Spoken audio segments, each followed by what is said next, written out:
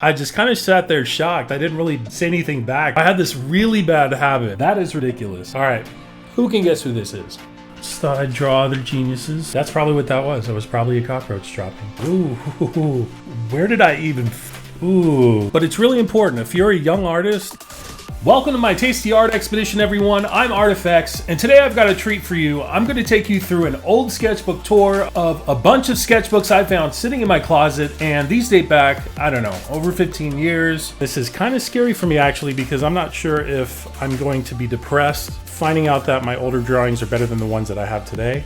If they are, then, maybe I'll give up. We'll see. Okay, let's do it. Let's open up the first sketchbook that I have here and see what we've got. Okay, this is probably the first time I got negative criticism over any sketch that I did. So I did this portrait of a family friend, and I remember I spent a lot of time on it, and after I did it, I showed it to her, and she said, "Wow, I look so old. Why did you make me look so old?" And I just kind of sat there shocked. I didn't really say anything back. I mean, I'm like 12 years old. What do you expect? So yeah, that was a little traumatizing as a kid, but it was my first taste of criticism. This is my sister. Again, I was 12 or 13 here. You're probably wondering what's with this huge pom-pom on top of her head, and that was the style back then. The bigger the hair, the better. So this is London. We probably went to the zoo, and I decided to do some studies of animals. I have no idea what this is. I gave these animals substance. You can tell that I wasn't too shy about just filling out the space in general. Oh boy, what is this? I can see anything dangerous that comes to me, is what it says. Do all kids go through a phase where they just love to mutilate people, or they just think about death a lot? This may have had something to do with Thundercats. That's probably where I got the inspiration for some of it. Man, those kid shows. This is my granddad. I need to hang some of these up. This one's kind of nice. I was so in love with smudging that I tried to smudge the colored pencils. You can smudge colored pencils, but it's not as forgiving as graphite, and you can't blend it as well. Okay.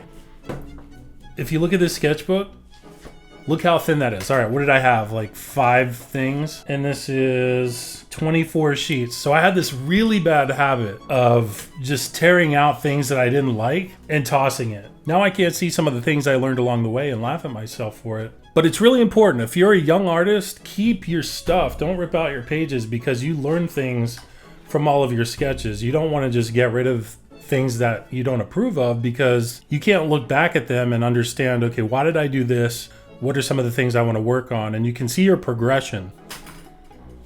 Okay, you can just tell right off the bat. This is 100 sheets, and look at this. Look at that. That is ridiculous. But I will get a taste of what I thought was impeccable as a kid. I think the reason that this spiral binding is so messed up is because I probably threw a couple tantrums and just tore the pages out. I still do that today.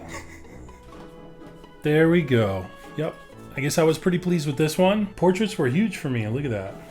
All right, we got to be careful with this. Kind of just a typical hand pose. It's nothing too dynamic.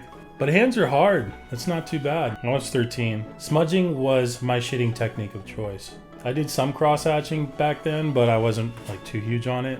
I imagine this was a piece of art somewhere that I just copied.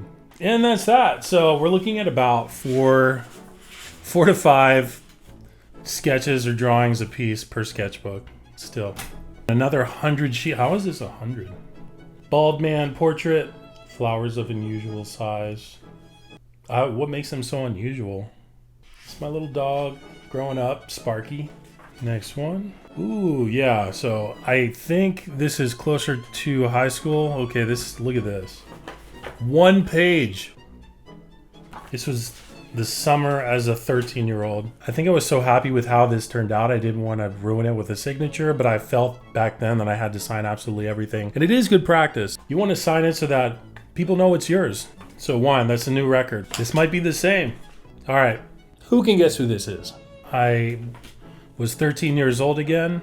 I think I drew this portrait with the intention of having Michael Jordan sign it because we were in Chicago for the winter, and of course I thought, well, we're gonna bump into Michael Jordan. Either way, I was really proud of this one. Again, this paper I loved as a kid. It's really smooth.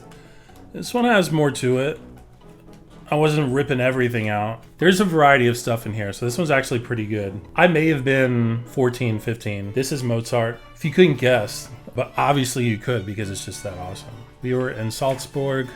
This was a wallpaper pattern. I thought it was interesting, so I decided to draw it. Yeah, this one, I believe I did this at a restaurant in Salzburg. I saw these mountains across the way, and before the meal came out, I decided to draw them. So I recommend taking a sketchbook with you always. It's probably easier to take a smaller one if you have those little pocket sketchbooks. Ooh, that one's a little graphic. I'm not gonna... Where did I even find the reference for this? Woman in Distress is what this one's called. We're not gonna look at that. We have studies of Disney characters here.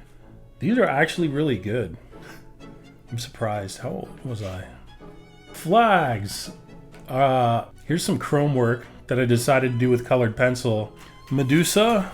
I could only focus for so long as a kid. That's probably why I stopped when I did here. Wow. This is a portrait of my mother. So I feel like I grew quite a bit between 13 and 15. I refined my shading. I even started to use the eraser to get some texture in the hair. Hand study. Colors here are really interesting. I dig this. I might start thinking about things to do with this again. Anatomy studies. And that's that one. All right, they're getting bigger. Someone is at the door. It's weird. Thought I heard the doorbell. All right, go for the gold. The choice is yours. See that, kids? This is a giant shoe, my fresh Adidas kicks. So I started blending my shading techniques. You have hatching, cross hatching, smudging, contour shading, some contour lines in the laces. I was just expanding my horizons here. This is me using color again. There must have been a teacher at some point who said, everything has color within it, so don't use black. For the shadow, you can see I use nothing but color. We got purples, greens, oranges. Anyway, it's pretty nice. Look, I even have the reflected light off the table, so it's not just I go completely dark on this side. More color. I think this was, ooh, what is that? I found a cockroach in my portfolio bag. That's probably what that was. It was probably a cockroach dropping. Anyway, here's another still life. Albert Einstein, right? Not bad, not bad. Just thought I'd draw other geniuses. This is cool. What is this? Where is this? This is not my house. But some pretty good perspective work here. A lollipop. This is my rebellious phase, I guess. Lollipops and not using color for shadows.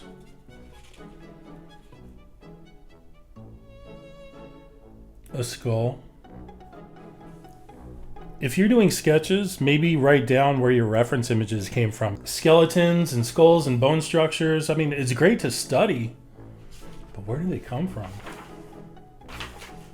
Oh, was this? This may have been in an art class where the teacher had one of the students pose for us. Interesting. A tree, more contour lines, cross-hatching, smudging, good mix of everything. Contour shading, cross-hatching, because I'm using an ink pen.